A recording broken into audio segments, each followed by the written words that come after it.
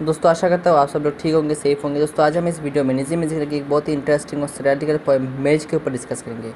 दोस्तों एक बहुत ही इंटरेस्टिंग और इम्पोर्टेंट पोएम है। इसमें बेसिकली दोस्तों निजी म्यूजिकल ने हमारा जो अरेंज मैरिज का जो सिस्टम है उसको सटायर किया है और बहुत ही खूबसूरती से उन्होंने ये पोएम को लेकर आया। तो चलिए वीडियो को स्टार्ट करते हैं। वीडियो को स्टार्ट करने से दोस्तों अगर अभी तक आपने चैनल को सब्सक्राइब नहीं किया है, एक उम्मीद है कि दोस्तों प्लीज़ सब्सक्राइब कीजिए। और चलिए वीडियो को स्टार्ट करते हैं। Let's begin. दोस्तों ये जो हम जानते हैं कि निजी म्यूजिकल फेमस है, जो हमारे कॉमन लाइफ के जीवन में जो भी इवेंट होता है उसको लेकर निजी म्यूजिकल एज ए थीम लिखते हैं। स्पेशली जो हमारे विलेज के साइड है, रूरल एरिया है, वहाँ पे जो कॉमन थीम है जैसे कि सुपरस्टिशंस बिलीव है या फिर जो भी कॉमन सिचुएशन को लेकर निजी म्यूजिकल बहुत ही खूबसूरती से अपना पोएम लिखते हैं।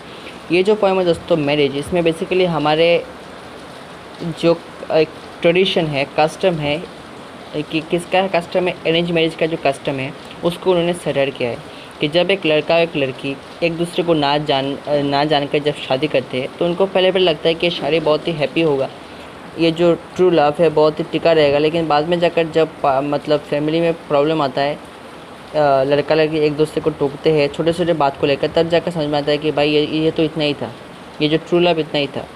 तो इसको लेकर निजी म्यूजिकल ने जो अरेंज जो मैरिज का जो ट्रेडिशन है उसको उन्होंने सटायर किया है। दोस्तों ये एक सैटिरिकल पोएम है, मैं पहले आपको क्लियर करता हूँ, ये कोई सीरियस पोएम नहीं है। तो चलिए पोएम को स्टार्ट करते हैं। Let's begin. Lovers when they marry face eternity with touching grace, complacent at being fated never to be separated. मतलब जब लवर एक दूसरे से शादी करते हैं तब उनको लगता है कि उनका जो ट्रू लव है, मतलब जिस उत्साह से वो शादी कर रहे हैं, वो उत्साह, वो ट्रू लव, वो हैप्पीनेस सारा जीवन टिकेगा। लेकिन इनको पता नहीं कि ये तो स्टार्टिंग है। बाद में जाकर जब एक दूसरे को छोटे छोटे बात को लेकर टोकेंगे, मतलब फॉरवर्ड करेंगे, तब पता चलेगा कि भाई इतना ही है हमारा ट्रू लव, ये तो एक बहुत ही प्रॉब्लम होगा कि हमने शादी की है। मतलब एक सटायर किया उन्होंने, ठीक है।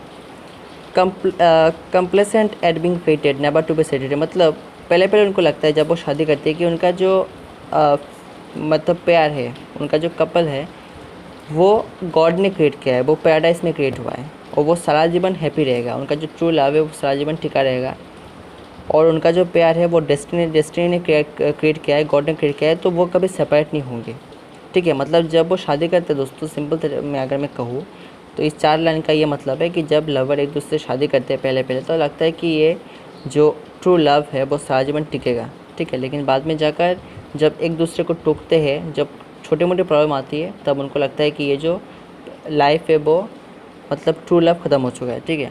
The bride is always pretty, the groom a lucky man, the darkened room rovers out the joy of flesh and blood, the use of nakedness is good.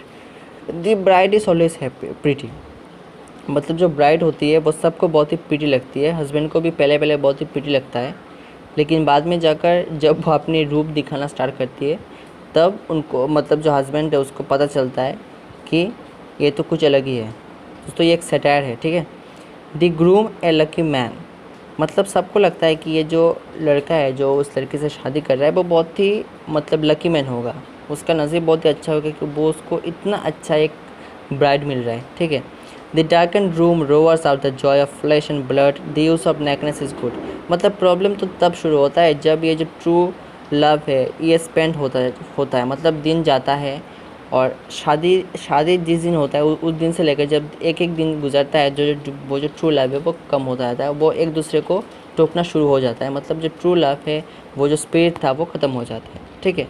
I went through this believing all our love denied and primal fall wordless. मतलब point यहाँ पे कह रहे हैं कि मैं भी उस रास्ते से गया था, मुझे भी पता है कि ये जो ट्रू लव है, ये जो मैरिज का जो एक सिस्टम है, वो यहाँ पे जो ट्रू लव है, स्पिरिट है कि शादी करना है, ये मतलब सारा दिन तक टिकता नहीं है। यहाँ पे पॉइंट ये कह रहे हैं कि आई वेंट थ्रू दिस, मुझे भी ये पता है, मैं भी इस रास्ते पे गया था, ठीक है। Believing all our love denied in primal fall, मतलब ये जो मैरिज का सिस्टम है तो बहुत सालों से चलते आ रहा है और जो भी एक दूसरे से शादी करते हैं वो बहुत उनको ये एक्सपीरियंस है कि ये जो ट्रू लव है, ये जो स्पिरिट है शादी का, ये ज़्यादा दिन तक टिकता नहीं है।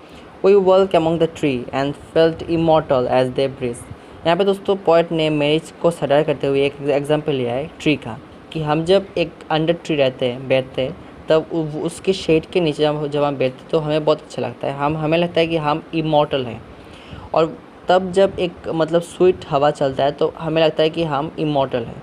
लेकिन जब आप उस अंडर ट्री से बाहर निकल के आते हैं तब फिर से वो धूप, वो मतलब वो जो प्रॉब्लम हमें फेस होता है, वो धूप, मतलब वो स्वीटनेस बहुत दिन तक टिकता नहीं है। तो पॉइंट यहाँ पे कह रहे हैं कि अंडर ट्री के नीचे जब भी हम बैठते तब तक हमें बहुत अच्छा लगता है, वो शेडनेस, वो स्वीट जो हवा बहुत अच्छा लगता है। लेकिन जब हम बाहर निकलते हैं तो हमें पता चलता है कि रियल जो सन है वो मतलब रियल जो प्रॉब्लम है वो क्या है।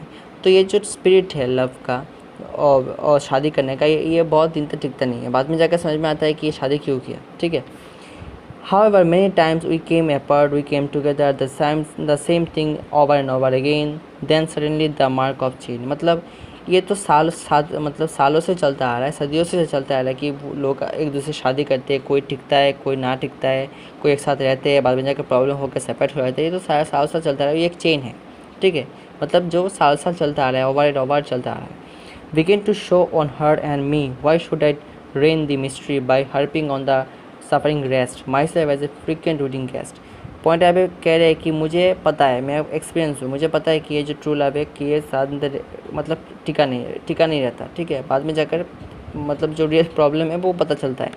तो पॉइंट यहाँ पे कह रहे हैं कि why should I rain the mystery, मुझे क्या ज़रूरत है वो जो मिस्ट्री है वो बोलने का, क्योंकि अगर मैं ये मिस्ट्री बोलता हूँ तो इस दुनिया में शादी बंद हो जाएगा। जो लड़का है वो समझ में आ जाएगा उसको कि शादी करने के बाद वो कि बाद में जाकर क्या प्रॉब्लम होगा, ठीक है। जो ट्रूनेस है, वो जो मतलब ट्रू लव है, वो ज़्यादा दिन टिका नहीं रहेगा, क्योंकि कुछ दिन बाद ही जो लड़की है वो टोकना शुरू कर देगा, ये मत करो, वो मत करो, मतलब बहुत सारे छोटे मोटे प्रॉब्लम होती है। तो मुझे ये सब बताने की कोई ज़रूरत नहीं। Why should I rain the mystery, rain का मतलब है दोस्तों बोलना, ठीक है। मतलब मुझे ये सब मिस्ट्री बोलने की कोई ज़रूरत नहीं, क्योंकि अगर मैं बोलना स्टार्ट करूँगा तो मुझे कोई भी शादी का इन्विटेशन नहीं मिलेगा, ठीक है। By harping on the suffering race, मतलब बाद में जो होगा ये अगर मैं बोल दूँगा तो शादी बंद हो जाएगा और मुझे एन्जॉयमेंट, शादी में आकर एंजॉय करना, खाना खाना बंद हो जाएगा, मुझे कोई इन्विटेशन नहीं मिलेगा, ठीक है। Myself as a frequent wedding guest, मतलब मैं भी एक वेडिंग गेस्ट हूँ। मेरा तो काम है आकर खाना खाना एंजॉय करना, मुझे क्या ज़रूरत है कि बोलना कि बाद में जाकर ये प्रॉब्लम होगा।